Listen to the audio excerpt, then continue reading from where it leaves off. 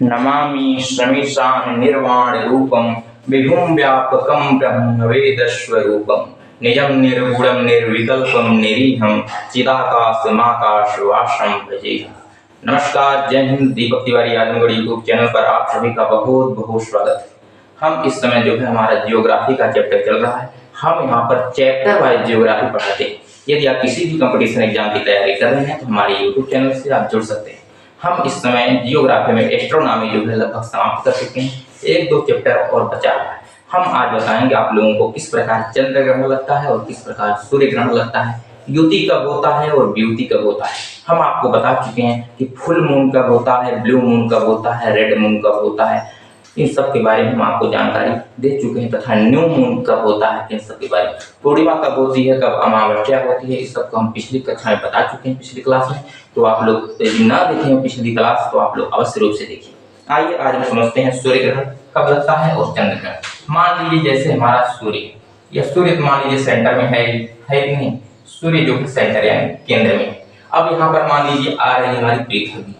क्या है यहाँ पर पृथ्वी है, ठीक। अब पृथ्वी है और यहाँ पर आ गया हमारा चंद्रमा। क्या है? चंद्रमा। यहाँ पर है हमारा चंद्रमा।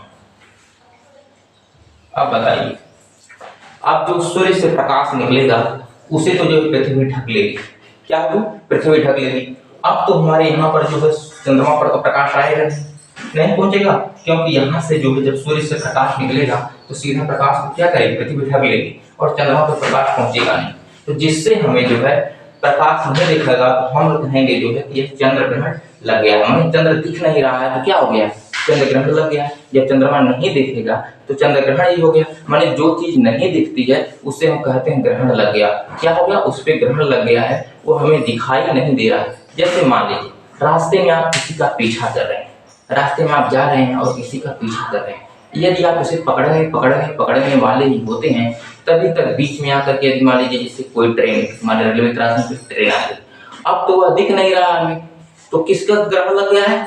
उस पर ग्रहण लग गया है कि नहीं? जिसका आप पीछा कर रहे थे उस पर ग्रहण लग गया है, वह नहीं दिख रहा क्योंकि बीच में ट्रेन आ गई है कि नहीं। उसी प्रकार अब हमें जो है चंद्रमा दिख नहीं रहा है, हम तो पृथ्वी पर है, मान लीजिए यहाँ पर कोई खड़ा है कि नहीं, पृथ्वी पर कोई खड़ा है, अब हमें जो है चंद्रमा दिखाई नहीं दे रहा है, इसलिए चंद्र ग्रहण लग गया है। क्या है? चंद्र ग्रहण लग गया है। दूसरा देख लीजिए, मान लीजिए यहाँ पे क्या है? सूर्य है हमारा। यह क्या है? सूर्य। और यहाँ पर आ गई चंद्रमा। क्या है? चंद्रमा। और यहाँ है पृथ्वी। क्या है? पृथ्वी। ये है चंद्रमा और ये है पृथ्वी। अब बताइए, क्योंकि चंद्रमा, पृथ्वी जो है वह सूर्य की परिक्रमा करती है और चंद्रमा जो है वह क्या इसका? पृथ्वी का परिक्रमा करता है। तो इसलिए अब मान लीजिए जैसे परिक्रमा करते करते जहाँ से यहाँ पर था चंद्रमा, अब यहाँ पर चंद्रमा चला। अब क्या होगा? देखिए, अब सूर्य का प्रकाश जो है यह छीन लेगा, है कि नहीं? सूर्य का प्रकाश चंद्रमा रोक लेगा और पृथ्वी को प्रकाश आएगा नहीं। तो इसलिए हम लोग कहेंगे किसका? सूर्य ग्रहण लग गया है। हम लोग क्या कहेंगे? कि सूर्य ग्रहण लग गया। लेकिन आप लोग जरा सोचिए, समझने की कोशिश करिए कि जब सूर्य का प्रकाश आएगा तो क्या पूरा चंद्रमा ढक पाएगा? पूरा प्रकाश तो चंद्रमा ढक नहीं पाएगा, है कि नहीं। अब हमें सूर्य जो ऐसा आधा कटा हुआ दिखेगा, ऐसा कटा हुआ सूर्य हमें दिखेगा। आप लोग समझ रहे हैं कि नहीं? ऐसा कटा हुआ सूर्य हमें नजर आएगा तो हम लोग कहेंगे क्या? सूर्य ग्रहण। लेकिन अब कुछ जो प्रकाश आएगा टोटल तो चंद्रमा रोक नहीं रहा है। इतना ही दूर का प्रकाश जो चंद्रमा रोक रहा है, बाकी इधर का प्रकाश तो पृथ्वी पर आएगा नहीं।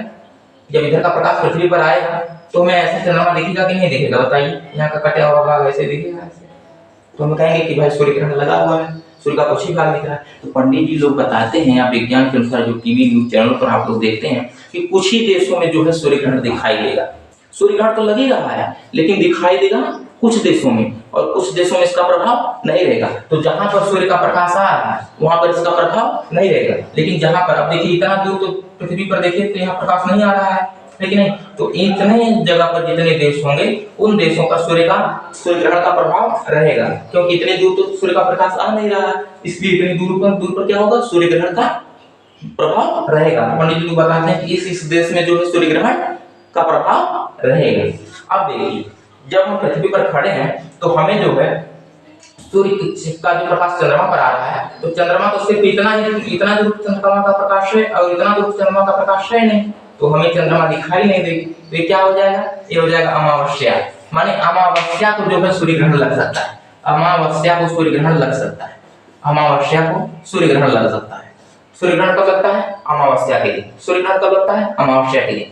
और चंद्र ग्रहण कब लगता है, यह लगता है पूर्णिमा के दिन। क्या, पूर्णिमा के दिन। पूर्णिमा के दिन क्या होता है, चंद्र ग्रहण लगता है। अब एग्जाम में पूछे कि पूर्णिमा कब लगती है, तो समझ लीजिए चंद्र ग्रहण के दिन।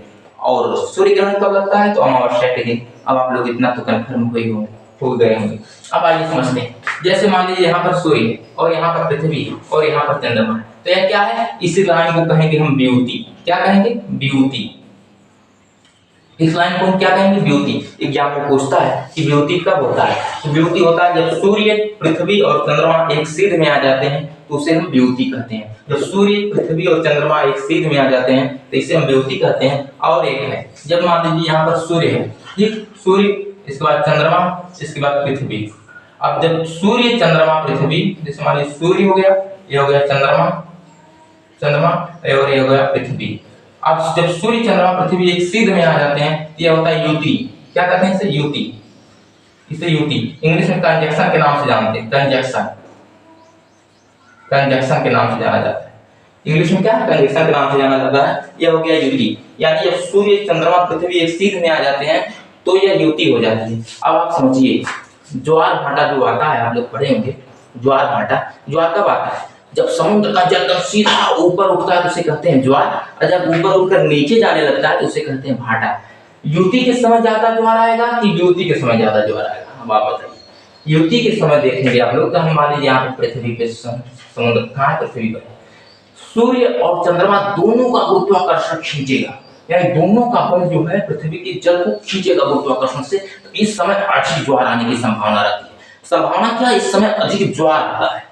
और इस समय देखेंगे आप लोग, तो चंद्रमा का प्रभाव इधर खींच रहा है और सूर्य का प्रभाव इधर खींच रहा है, तो इस समय जो ज्वार आएगा वो हल्का ज्वार आएगा, है कि नहीं, वो कम ज्वार आएगा। लेकिन यहाँ पर देखेंगे तो सूर्य, चंद्रमा दोनों मिलकर एक साथ खींच रहे हैं, तो इसलिए यहाँ का जो ज्वार आएगा वह अधिक आएगा। वो क्या होगा, वह अधिक आएगा।